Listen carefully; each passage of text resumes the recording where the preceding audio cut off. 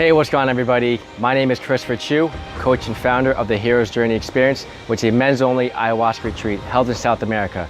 So today, I'm going to talk about the next chapter for my own hero's journey. And this chapter deals with the ordeal. And the last chapter, I talked about, Vipassana meditation as the first ordeal because that really pushed me mentally. So the other big goal for coming to Thailand, for moving here, was to train Muay Thai, which is kickboxing. And when I first started training Muay Thai, my intention was not to fight. It was to just get in shape and learn a martial art and just feel better about myself, something that was more engaging and interesting than just picking up weights every day and going to the gym. So when I fell in love with Muay Thai, I was instantly hooked. And I started reading more about the art and the traditions and the training. And a really big influence for me was Sylvie Von Doom. She's an American Muay Thai fighter living out here in Thailand. And she's had like 200, probably approaching 300 fights. And I remember reading an article of hers, and she wrote basically the article was why you should fight, even if you don't plan on being a professional fighter. And the big takeaway that I got from me was when you have a fight, you learn so much more, you grow so much more, you train differently. And that's a big reason why I started training Muay Thai, was to also grow and to learn about myself. And that's when I kind of switched my brain around, my perspective about fighting.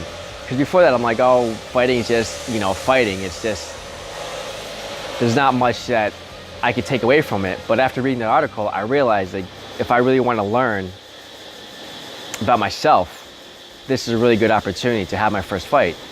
And that was the thing. I feel like up until I was 30, 31, 32, 33 at this time, up until that point in my life, I felt like as a man, I never really pushed myself. I never really got to dig in and see what I'm made of. I wanted to see if I had grit, if I could commit to something and to push myself, and to see if I have a set of balls, like, not to sound like machismo, not in that kind of like cocky way, but to really see if I could depend on myself. If push came to shove, could I trust myself? Could I trust my instincts? Could I depend on my mental toughness? I'd never been put into those types of situations, and I was really curious to know, to really be intimate about myself and get to know myself on a deep level. And those were big questions, and because I didn't know those answers yet, I made the conclusion that stepping into the ring with another man and myself would be a really good way to find that answer out for myself. And that was the thing too. Another motivation was not to prove anything to anybody else. It wasn't for external validation. It was more for my own internal validation. I wanted to do it for myself. Like I said, I wanted to really see what I was made out of, and to push myself and to prove it to myself. That way I could connect to this confidence that I never really had about myself as a man. So that was the main motivation for training for a fight. So, like I said, I moved to Thailand at this point, and I was training full time. So to prepare for my first fight, basically what I had to do was train twice a day. And that meant waking up 6 in the morning and doing anywhere from a 4K run to a 9K run. That's just a warm-up. And then you go into the gym, and then you skip rope for 3 rounds. And then you're doing shadow boxing for 2 or 3 rounds. That's the warm-up. Then you do some stretching, and then you get on the pads, and you're doing pad work with your trainer, where he's holding pads and giving you instructions and technique. You do 3 rounds of that, and those are usually 3 minutes. And then you do another 3 rounds on the heavy bag, just punching and kicking technique on the heavy bag by yourself. After that, usually you have either sparring or clinching, which is stand-up grappling in Muay Thai. and that's when you're really cranking on the neck and you're trying to get knees into your opponent. So that is like a 2 or 3 hour session right there. And then of course you're also doing like ab exercises and some other free weights. So that's the first session in the morning, 2 or 3 hours easily from 6 to 9 a.m. Afterwards, I would then go home, shower, eat a shitload of food, and then rest. I would try to nap or get a massage or just read a book. Just take it easy, because I would have to do it all over again in the afternoon. So usually around 4 p.m., that's when I go back to the gym and do that whole cycle all over again. And to be fair, the afternoon sessions are usually a little bit longer than the morning sessions. So again, another 2 or 3 hours of hard training in the afternoon. And also I should mention that the environment here in Thailand, I don't know if you can tell, but I'm sweating through my shirt right now. The sun is beating down. It's anywhere from 90 to 100 degrees. I don't know what that is, but I think I would say maybe like 30, 34. And it's blistering hot. You're in the sun and you're sweating, and after being pushed on pads and the heavy bag, you're gasping for air. And then on top of that, you add this element of heat, and that just adds a whole nother difficulty of the training aspect. So I trained for a solid, like I would say a solid year before I had my first fight, but the last 2 months was really when I got serious. That's when I was really doing twice a day training, and I was doing that Monday through Saturday. That's what you typical Thai fighter does. Trains Monday through Saturday and only one day off on a Sunday. So my body was I was worried about overtraining. My body was sore. I got sick a few times because I was not sleeping as much. My immune system was shot. And yeah, it was pretty much a full-time job. So February 2014, about a year after moving to Thailand full-time, I had my first Muay Thai fight. And that was, I didn't know, but until I get there, and that's typical Thai fashion, you don't know who you're fighting until you get there at the ring. And they tell me I'm fighting a Thai trainer. And I'm like, what the? So I go into the ring. This is at Stewart Stadium, and I'm in Phuket at the time. And I square off against a Thai trainer. That was my first opponent. And we went 5 rounds. I lost on decision. And I was obviously, to kind of bring you to my emotional world, like I said, I purposely went to the Vipassana meditation retreat before this fight because I really wanted to solidify my mental game, my mental strength. And it really helped me a lot. I remember as I was preparing for the fight, I was somewhat calm about myself and about the situation. And even during the warm-ups that night, I remember almost being a bit too calm, to be honest. And I was like, I should be feeling nervous because that's a good thing. That's a good sign. That's a good energy to have. And so yeah, the first round, I was fine. And then I think the second round, somewhere between the second and third round, that's when it hit me. I remember being in the corner during the break between the rounds, and I'm gasping for air, and my cornermen, my coaches, they're massaging me, they're trying to talk to me, and I'm just like, that's when my head was like, what the fuck is going on? I got 2 or 3 more rounds of this, what the hell did I sign up for? And that's when reality really woke me up. And I was obviously, testosterone and adrenaline were running through me.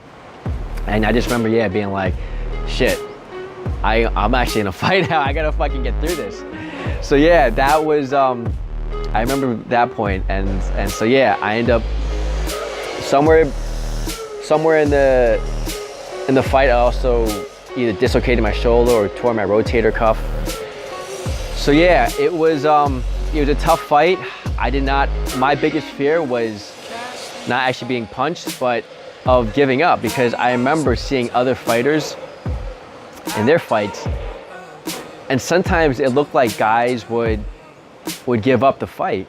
And that's the thing, it's like, I know obviously you're getting punched or kicked and that's painful, but I remember the look of some coaches being like the look of disappointment that they have over their fighter if they gave up too soon. And that for me, to have no heart and to give up, that was actually my biggest fear. Obviously I wanted to win, but if I couldn't pull the win off, I did not want to lose face. I did not want to pull out and throw the towel in. So yeah, it was a tough fight. I remember gasping for air. I had my mouth guard in, and I also have asthma, and I suffered a collapsed lung. So even though my cardio was very good, I still felt like it took so much energy from me to last through those 5 rounds. So yeah, we both made it out. I didn't get the KO. He didn't get the KO on me. And yeah, we went to decision. And yeah, the judges corner gave the win to the Thai trainer.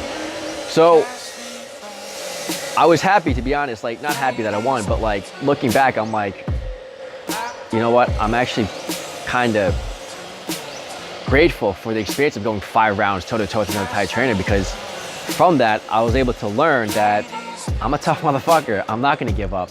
I had the mental strength and the grit to really push through and make it to the end. And that was, like I said, that was one of my main intentions, one of my main motivations for stepping into the ring. I really wanted to know who I was as a man and what I'm made out of.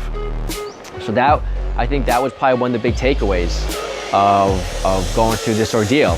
One of the biggest lessons was learning to depend on myself. I learned about discipline and commitment, because training every day. And that 2-month fight camp, that was not easy. I would say that was just as hard as the fight itself. That is when I learned also about my character, and that if I want something bad enough, I'm willing to put the work and push through. I didn't skip any days. I didn't call out sick. I just sucked it up and went through the training. And that was a really big lesson for me, that I can trust myself. I had the confidence to go after my dreams, to go after my goals. I had the motivation. I had the determination. These were things that I learned about, I guess you could say, the soft skills. They're not like hard skills like learning how to like do accounting or math, but soft skills, which are personality traits or who you are and what you're made out of. So that was the big lesson that I learned about myself, that I have heart. I'm a champion, that I'm a warrior, that I can push through.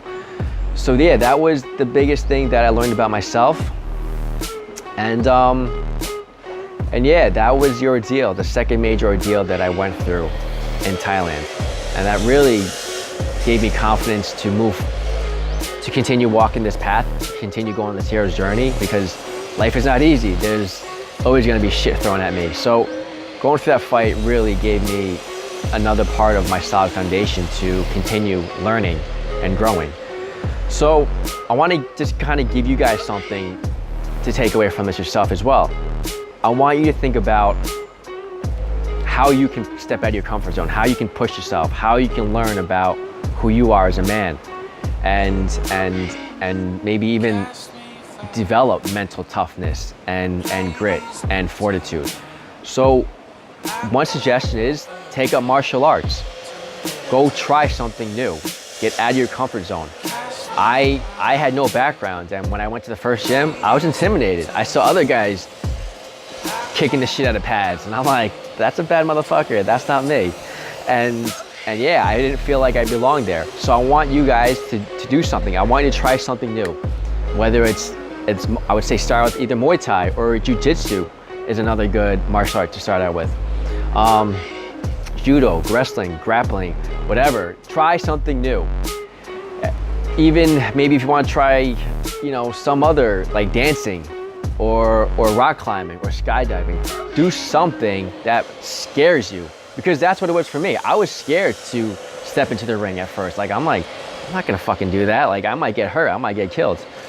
I'm not saying be stupid about it, but get outside of your comfort zone and do something that, like I said, really pushes you, because that's when you're gonna find out what you're made of up here and inside of here.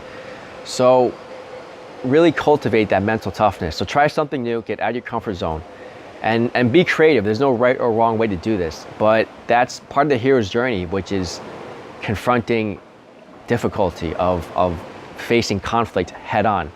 Because when you overcome this, that's when you're able to learn about yourself, and that's when you develop character and grit. And that's really what I want you guys to take away from the hero's journey, really learning about who you are. Because back in modern society, it's a safe world. There are no challenges. We're not being pushed. It's not like tribes where back in the day we had to go to war for our families, or go hunt for food, or defend our home from being attacked. We live in a very safe, almost too safe of a world right now, where guys aren't put into these gladiator positions, into these situations where they can really find out what they're made of. So I want you guys to step away with that and make that as part of your hero's journey. And that's the thing too, it doesn't have to just be mental. It could also be push yourself physically. It could be push yourself spiritually. There's different ways to do this. Plant medicines and psychedelics. That's a whole other video topic I'm going to talk about, but that's another way of pushing yourself and really learning who you are.